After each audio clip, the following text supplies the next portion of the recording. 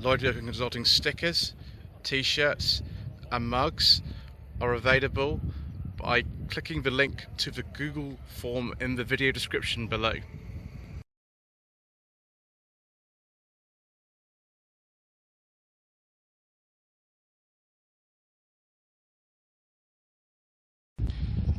Good morning.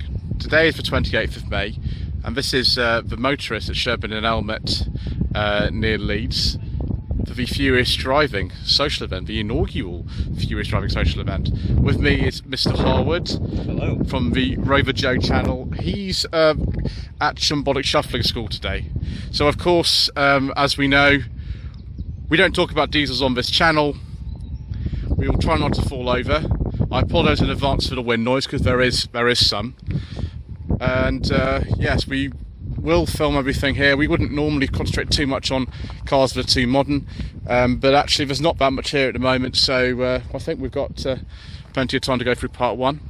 So this is a 991 Porsche 911 Carrera 4S. I think it's a 2009, but that's a personal plate, so I wouldn't be able to say. I'm not a huge sort of expert on those really.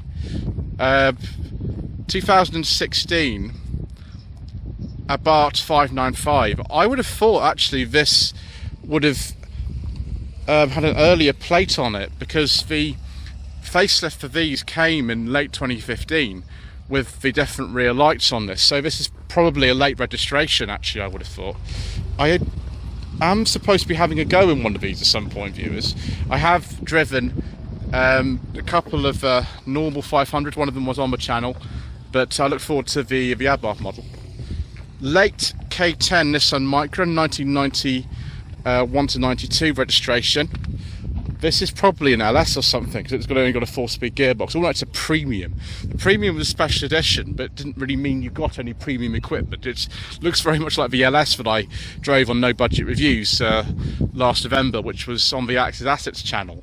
We do like, though, the fact that this has got a pre-1995 phone number on the plate, so that's a very, very old plate on there. Very old indeed. Nothing, not even a set of wheel trims or anything, and a brown interior with a 4-speed gearbox. So excellent. This is something, Audi A4 with a V8 engine. So this will be an S8. This could actually be a Japanese spec one because of that written. Sorry, the front number plate plinth looks like that. Yeah, probably is. So I imagine if that's right, yeah, it'd be it's a 2003 to 4 registration. I've not seen one of these for a while. Brand new Toyota Yaris hybrid, 2021-2022 registration. Not a lot to really just say. I mean, this car is probably no more than about 6 months old. 2009 Skoda Octavia. Let me just check the back to make sure we can talk about it. No, move on. 2022 Volkswagen Caddy van. I haven't actually ever seen one of these close up before. This is the new generation of Caddy. It's not particularly the kind of thing that I'm interested in. It might actually invest to be a petrol one, because they are introducing things like mild hybrids and things like that. Ooh, another one of these 911s. Absolutely no idea what this would be. It's very, very smart. Very nice. Wow. I'm in the luxury corner here today. Jaguar XF. I mean, I'm hoping this is an engine that I can talk about, viewers, because it's got a beige leather interior. I do like a nice beige leather interior, viewers. We will just sort of move on in case we found out. These Land Rovers and that X-Trail, I know the Land Rover Defender probably won't be the right one. This X-Trail, I know it isn't, because I've spoken to the owner. So we will move on. 2019 to 20 Ford Focus. This is an auto. It's interesting. I do have a review of one of these coming up on my channel at some point. I've been offered a 71 plate one, so watch out for that at some point. Now this is more like a thing that I expected to see. 1994 to 1995 Renault Twingo in purple with the correct sticker, and also been to Motorist before. I think these had the 1.2 Cléon-Font engine in them. This is quite an early one. I can't remember the first year it came out. I think it was 1992. Not sold over here, of course. I think we had some difficulty engineering the car for right-hand drive. This isn't a base fit one or anything. It's got electric windows. But yes, very appealing. I really should have a go in one of those at some point, because my grandfather's cousin was from Normandy, and it was a sort of thing we used to see when I went down to sort of see him in the 90s. But yeah, very good colour for it as well. 1996-97 Vauxhall Astra Saloon. 1.6. You just don't see these anymore at all. This is an auto as well, so I think it's a GLS because it's not got the side trims on it. So it's not, we don't know exactly, but it's got the front fog lamps on it, so it's probably not an LS like that one there, which we'll be having a look at in a bit more detail a little bit later on. But apparently some of this is sort of hand painted and stuff. It's come out quite well, considering. It does probably need a set of wheel trims to someone like me, but just like it was back in the day, a very nice practical family car. So this one's a 96. It's a 1.4 LS. It's got the later engine in it, with the 89 as opposed to the 82 or the 60, which were the earlier Family 1 engines in the Mark III Astra. Facelift, I think, occurred late 95, so we got things like these clear indicator lenses and the V-shaped grille. Those weren't on all the cars initially, but some of them have the gingicators. We've actually got a rev counter in this, which is pretty good. I didn't think the LSs had things like that. We've got manual windows and blanking plugs for the electric windows. And this one's apparently for sale as well, so we aren't just going to be having it on the channel on No Budget Reviews. As Mr. Bill on the Fuel Power channel says, this could be yours, so contact Ben for more information. Next one we can't talk about. 2018 to 19, Vauxhall Corsa E Griffin. Very late, sorry, Corsa E, yeah. Very late Corsa E. Griffin was special edition. By this stage, they'd actually removed all the engines apart from the variations of the 1.4 Family Zero. So there were 4 different variants of an engine still in production. I think it was when the PSA and Opel Vauxhall merger happened, they just reduced the spec down so we didn't have to license too much stuff from General Motors. Ooh, 2017 Chevrolet Corvette. Very nice. This is an interesting one as well. I think this is a 2003 or 2004 Fiat Barchetta. Barchettas went out of production for a little while, and then they went back in a little bit later. It's interesting because it's got the old Fiat badge on the steering wheel, but it's got the spaces for the new one. So I think it's about 2003. These were all left-hand drive in this country, although there was a right-hand drive conversion available. But I think it was a kind of a dealer type thing, as far as I understand it. But that's very nice. I would like to have to go on one of those, viewers, particularly because I've just driven the 124 Spider that you will see on my channel quite soon. Obviously, if you're a member, you'll see that sooner. Wow, now this is special. 1993 Ford Mondeo. It can only be a 93 because I think these were launched around March 93. And it's got the yellow headlamps, of course, because they all do that. GLX, I remember these wheel trims, those are actually the correct wheel trims of the car.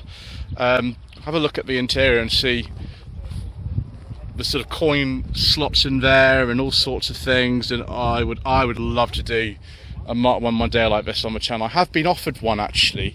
Hopefully I'll be able to do that. It's quite a long way from where I live, so that could be a bit of a problem, but there we go. I think we've seen this before, haven't we, Mr. Harwood? Yes, it's a base model R8. It's 91, it's a 214S. The gentleman who owns it is around here somewhere. I don't see him now, but he is. And we've got no wood. We've got no wood on the interior whatsoever. There's nothing.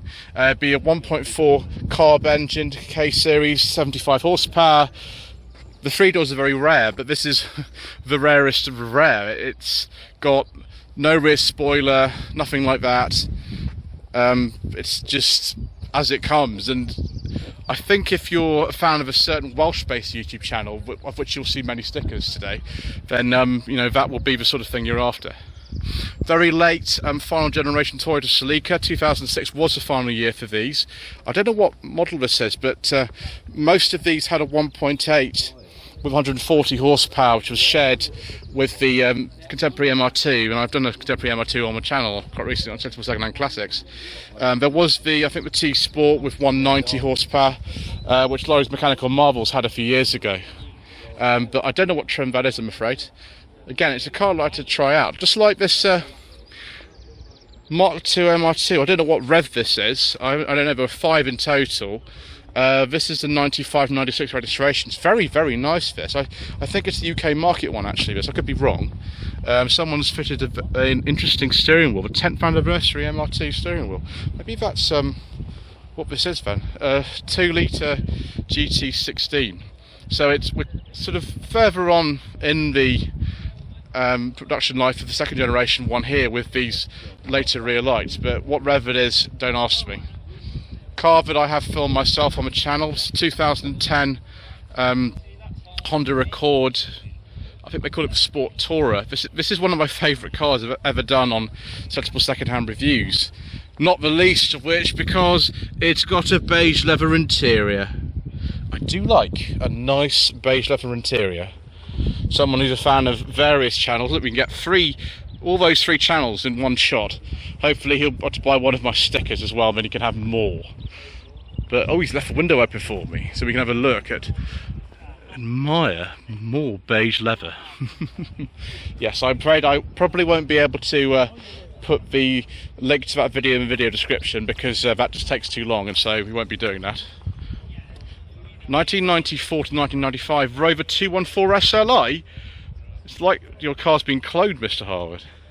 This one's got a dealer sticker from Cambran in it. Someone's a serious fan of Furiousdriving because they've got 2 of the hats. There we go, from Newton Motors of Cambran. That could actually be a original dealer sticker for that. I can't remember where JE's from. We've got the microcheck system in there as well. That's pretty extraordinary. 2000 only first generation Subaru Impreza. This was the equivalent of WRX actually. In this country it was called the Impreza 2000 Turbo. And this is the 2000 Turbo. I had a little chat with the owner earlier on of this. He's got several Subarus, and this one is the most economical one. BP registration, so which would have come from Sparshats, just between Portsmouth and Southampton, SO30, just between Portsmouth and Southampton. So that actually might be the original dealer plate for it. 2004 Subaru Legacy. Don't ask me what specification this is for you, because I don't think I'm going to know. Yeah, I haven't got a clue. That might be a Japanese domestic market one actually, because of the square plate. Forgot to talk about that insignia. Fortunately not. And not that one. And not that one. How about this Octavia here? I have to check very carefully because I don't want to make many mistakes. Nope. Nope. 2012 Audi A4 Avant S-Line.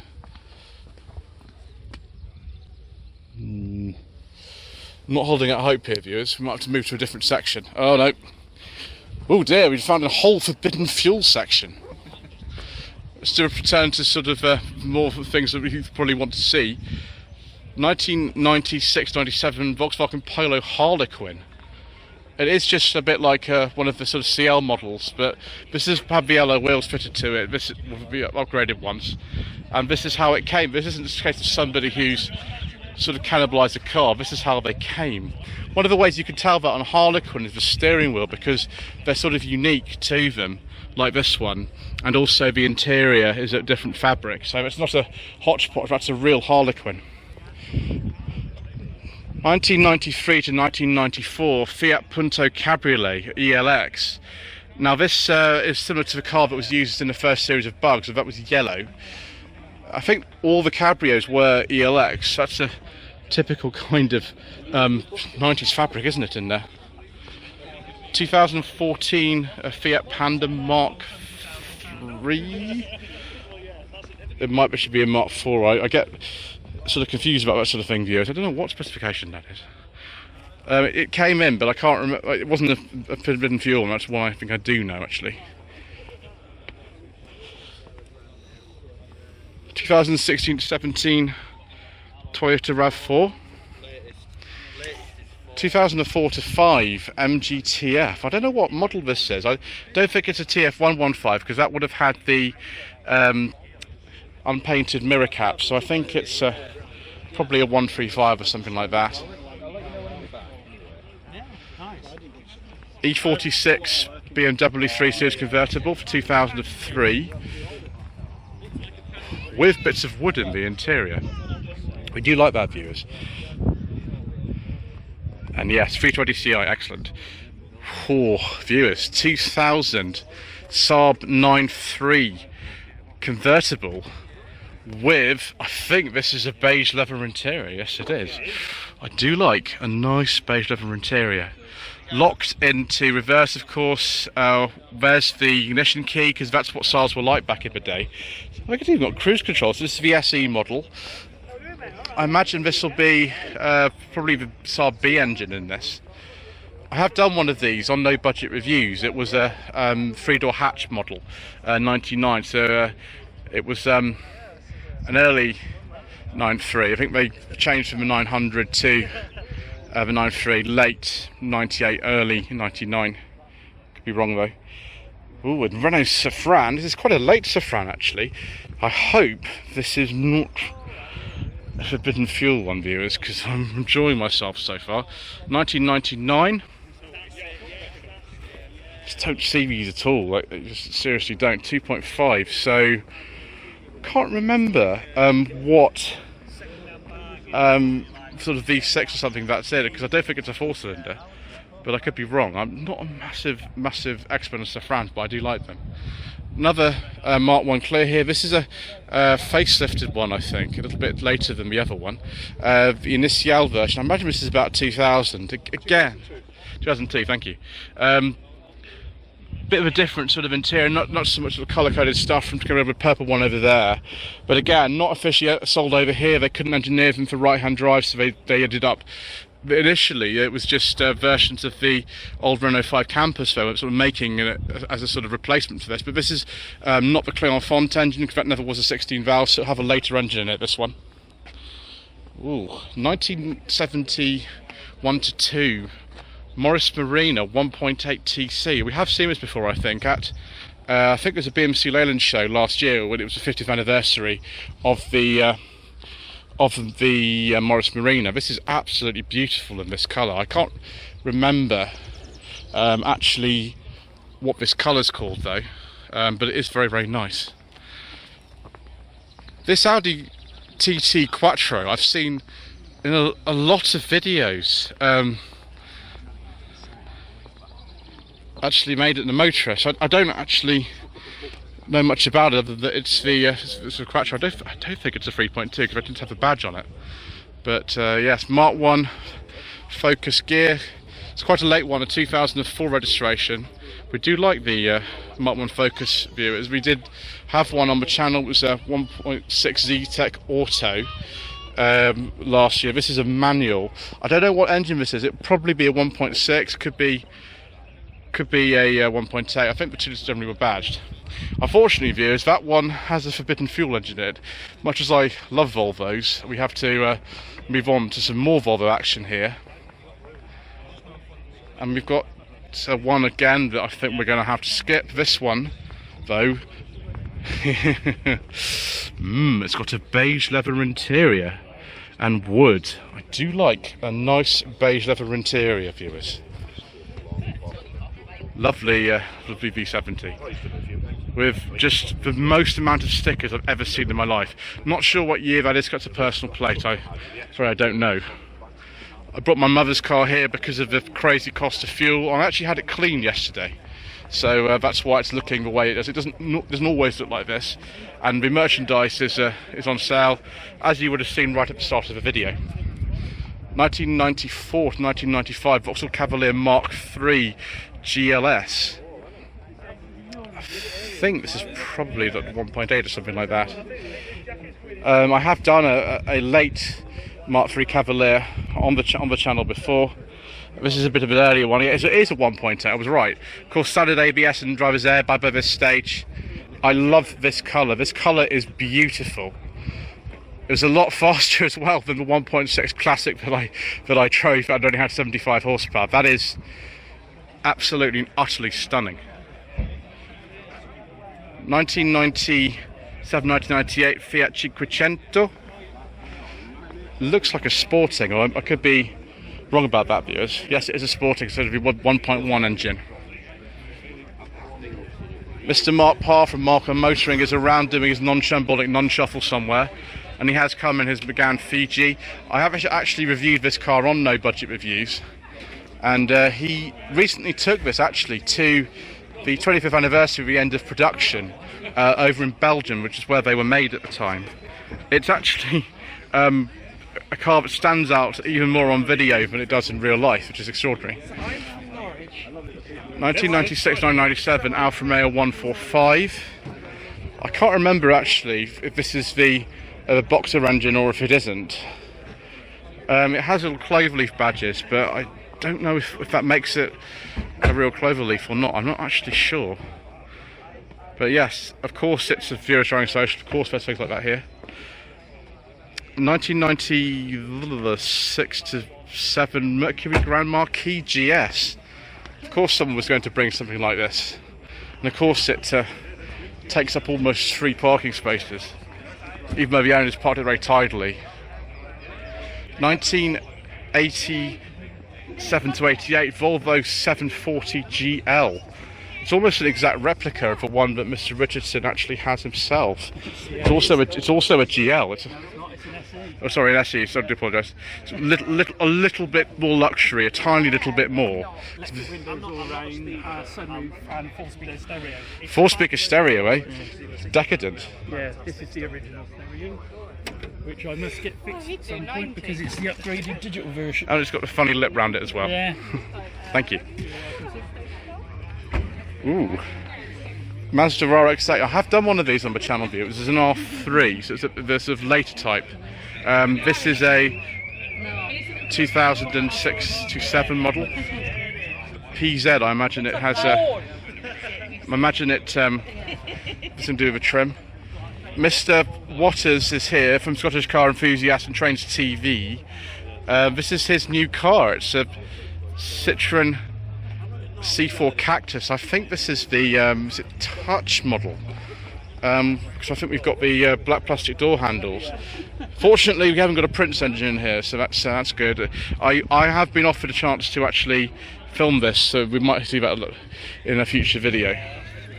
1996 to 7 Ford Mustang. I presume this is something to do with Shelby or something. I don't know what trim this is. I'm really hoping it's an American car, viewers. I do apologise. Beetle Cabrio. Again, that's a personal plate. I've got no idea sort of what year this would be. There's some rather snazzy wheels as well.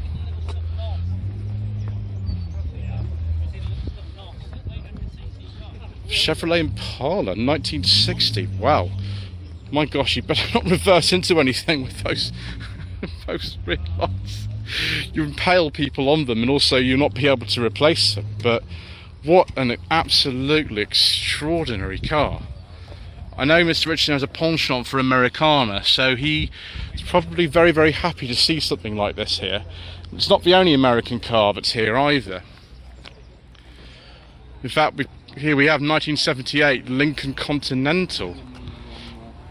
Could even be the car that I saw very recently. I think it actually arrived to Canada or something. I mean, my gosh, if it is, then someone's paid a lot of money to actually bring this up here. But you can really run those in E10, which probably eases the pain a little bit. Yeah, so 78 Lincoln Continental Mark V with extraordinary colours. Let's take a look at the interior as well, since we're here. And you've got bits of beige leather in there. That's very nice.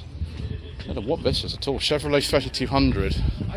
Do we have a clue on the plate? I mean, sometimes people these American classics do actually leave the year on the plate on the back. But sometimes we don't have such a luxury. No, I have no idea. It's probably late 50s. So Ford Ranger, can't talk about that one I'm afraid. Oh, a Lotus Elise, Series 1 as well. I don't know what year that is. It's a personal plate. And we've got some Rover 100 straight Metro wing mirrors and things. Someone's taken off the Vauxhall indicator and wiper stalk. We've still got sort of Peugeot 205 bits in here. And of course in the back we'll have a nice case series. But that makes a nice noise. 1969 to 1970 Morris Mine 1000, so quite a late one of these. I love this colour, it's very nice. Post October 64 steering wheel, 1100cc engine in this, although still badged at 1000 because probably they knew that the 1100 8016 was coming out. Mr. Harwood, so we've almost ended up back in the right corner, the Rover corner. So yes, 1995 Rover 214 SLI, which you'll be seeing on No Budget Reviews, because Mr. Harwood and I are going to be going out in a little while. We're having a little spin. This is the 103 brake horsepower version of the 1.4 K series. One of the last of these made, although the one I had was almost identical to this, but it was a 216 SLI Auto in 95 red like this one. That was registered in October 1996, so some of them were registered a bit later. Paul's car from Project Nigel.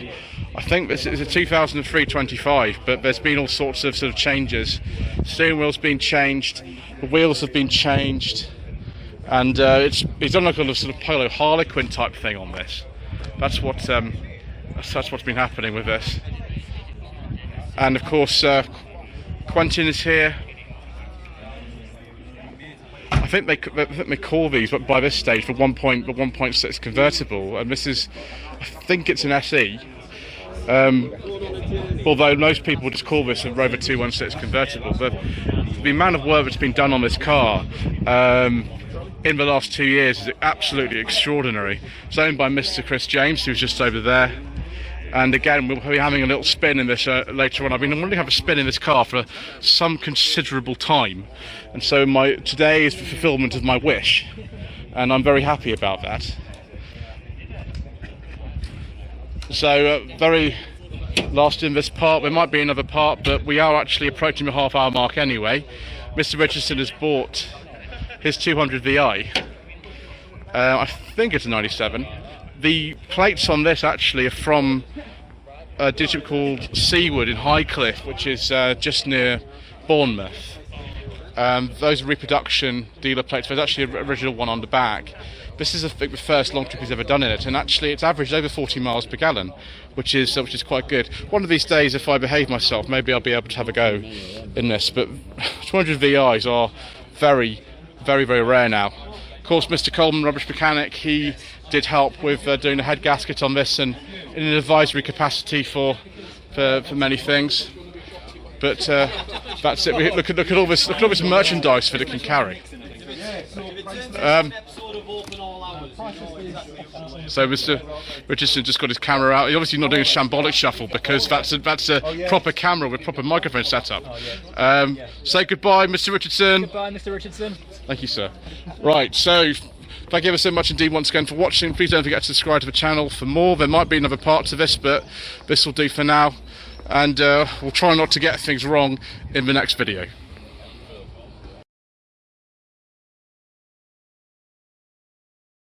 Just before these two Hondas leave, we might as well sort of video them. This is a 83, 84 Accord Coupe. Isn't that amazing? Apologies for the wind noise, by the way, viewers. There's not much I can really do about that, just the way that it goes, I'm afraid. But yes, that is just fantastic. A Honda-matic as well. This is a Mark III Prelude, I think. There's four-wheel steering again. 1991 registration. That is about right for the car, actually. There may be something 87 to 91. But this is just amazing. The wheels are obviously aftermarket on this, but we've got pop-up headlamp action going as well. Isn't that fantastic? As well, we've got the Nissan 300 ZX that's here, with some sort of modifications to it. It's probably got even more power. Ooh, that's a nice interior, isn't it, viewers? Look at all those things you can play around with. There's the controls for the heating and ventilation, and wiper stalks, and all kinds of strange things. Isn't that fun? Electric aerial, of course, because why not? And this is actually Japanese domestic market one. It says Fair Lady Z 300 FX, isn't that fascinating? So there they go off, and I filmed them whilst I could. Very, very nice, viewers. 1998-9 Rover 600. It's quite a late one. Oh, it's almost got a beige leather interior. It's not quite though, so this will probably be an SLI, I would have thought, because the GSI had the leather interior.